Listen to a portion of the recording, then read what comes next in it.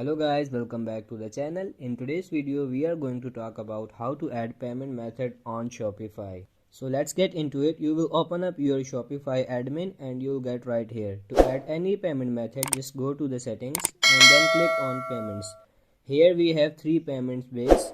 First we have payment providers, supported payment methods, and then manual payment methods. In manual payment method we have bank deposit, money order, and cash on delivery. If you want to add a payment method, just click right here and you will be able to add any kind of payment method on Shopify.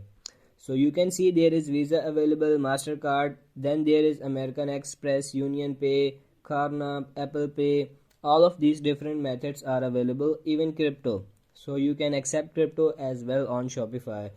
You just select the payment method, for example Visa, MasterCard, American Express. Then I can go with Discover Union Pay, and you can see it's offering me a third party that provides all of these methods, so I can activate this one too.